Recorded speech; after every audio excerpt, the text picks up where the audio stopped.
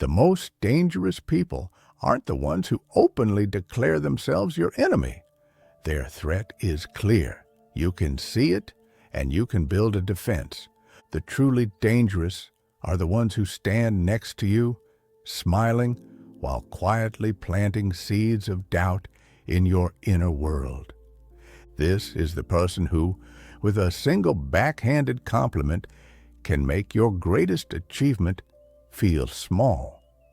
This is the friend who listens to your biggest dream and replies with helpful advice that is actually just a polite word for pessimism.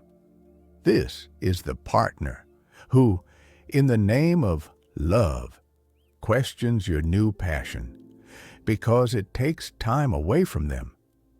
This is the quiet harm. It doesn't arrive like a thunderstorm. It seeps in like a slow, colorless gas. And because it is so subtle, you may not even register it as an attack. You may instead believe it is a flaw in yourself. You may mistake their voice for your own inner critic. You leave the interaction feeling vaguely diminished, slightly confused, and a little less sure of your own footing. You turn the blame inward, convinced you are the one who is too sensitive, too ambitious, or too foolish. The psychologist Carl Jung identified a concept he called the shadow. The shadow is the part of ourselves that we disown, the parts we are unwilling to see. It's where we banish our insecurities, our unprocessed pain, our deepest envies, and all our unlived potential. Most of the time, we are completely unconscious of it. We prefer to believe we are only the light parts of our personality, the parts that are kind, rational, and good. But the shadow does not like to stay hidden. It demands to be seen. If we do not have the courage to face it within ourselves, to integrate it, it will find its way out. The most common way is projection. When a person has not faced their own inadequacies or grieved their own dormant dreams, they often cannot bear to see those same qualities thriving in someone else. This is the root of unconscious envy. It doesn't look like rage. It looks like helpful advice. It sounds like concerned trolling. They are not attacking you.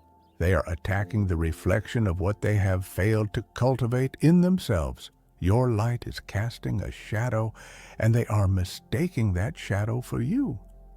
This quiet damage takes precise, insidious forms.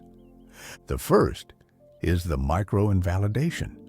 You share a personal achievement, a promotion, a creative breakthrough, a new sense of peace. And they respond by immediately changing the subject, or they reframe it through the lens of luck. Or they point out a tiny, insignificant flaw, a single loose thread on a massive tapestry. This is a subtle way of saying, this doesn't matter, you don't matter. The second is subtle dismissal. They don't attack your dream. They question your ability to achieve it. They wrap their doubt in the disguise of concern. I just don't want to see you get hurt, they say. Are you sure you're ready for that? It seems like a lot of risk. They are not protecting you from failure.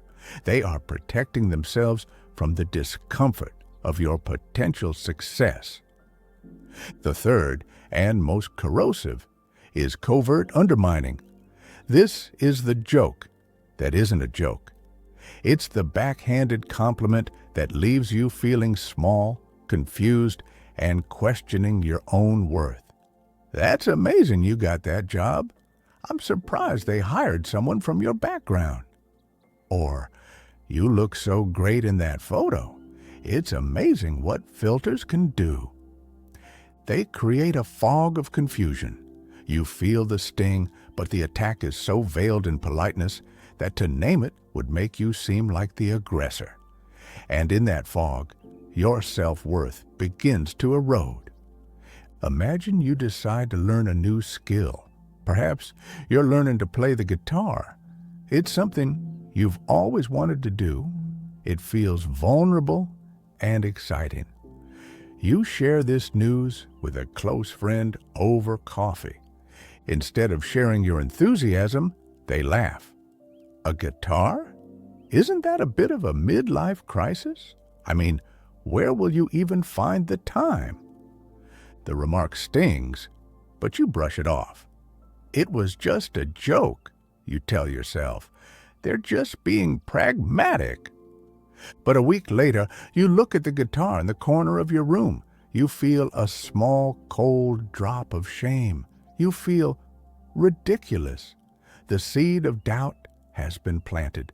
You didn't just hear their words, you absorbed them. Your inner critic has found a new piece of evidence, or perhaps you have a partner who is, by all accounts, supportive. But you notice a pattern. Every time you start a new project, every time you find a passion that excites you, they become subtly more demanding. They develop small, convenient crises that pull you away from your work. They never say, "Don't do that." Instead, they say, "I miss you. We never spend time together anymore." They use the language of love to enact a form of control. They are afraid of your growth because it might mean you will outgrow them. This is the true danger. The harm is not in their comment.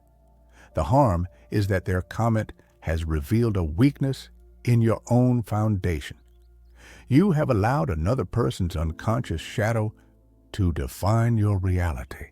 This is the moment of pressure, the realization that your self-image is bending to the will of others. You have given them an invisible power over your inner world. You are editing your own life, your own desires, based on the insecurities of someone else. The pain you feel is the tension between your own potential and the doubt you have allowed to take root. This is the quiet crisis that happens entirely within. You begin to perform for an invisible jury. You second-guess your instincts. You start to believe their realistic voice is the correct one. You become complicit in your own diminishment. The shift happens when you stop seeing their behavior as a reflection of you and start seeing it as a confession from them. Their joke was not about your potential. It was about their stagnation. Their concern was not about your risk of failure. It was about their fear of your success. Their dismissal was not about your unworthiness. It was about their own unlived life. This is their shadow, not yours. When you see this, truly see it, the entire dynamic changes. Their words lose their power.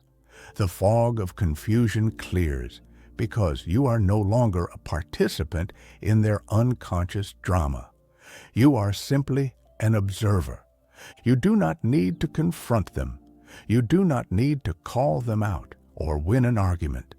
The battle is not external, it is internal. The work is to reclaim your inner authority. This is done by building a sense of self that is not dependent on outside validation. It is the practice of becoming your own source of approval, your own primary witness. It means that when you share your dreams, you do it from a place of fullness, not for applause. And if applause does not come, you are not diminished. When you receive a subtle slight, you see it for what it is, a projection, and you let it pass through you without finding purchase. You meet their doubt with your own certainty.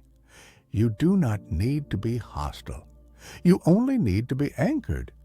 You establish an internal boundary that is so strong, so clear, that the quiet doubts of others can no longer find a place to grow. You become the primary authority on your own life. This is not a single event. It is a daily practice of listening to your own voice over the noise of others. It is the courage to honor your own path, even if it makes those around you uncomfortable. It is the work of tending to your own inner world, of deciding what you will allow to grow there. Not all harm leaves a visible bruise. The most significant wounds are often to the spirit, to the potential, to the unlived life within us. They are inflicted in quiet rooms by people we trust. Protect that inner world. It is the only one you have.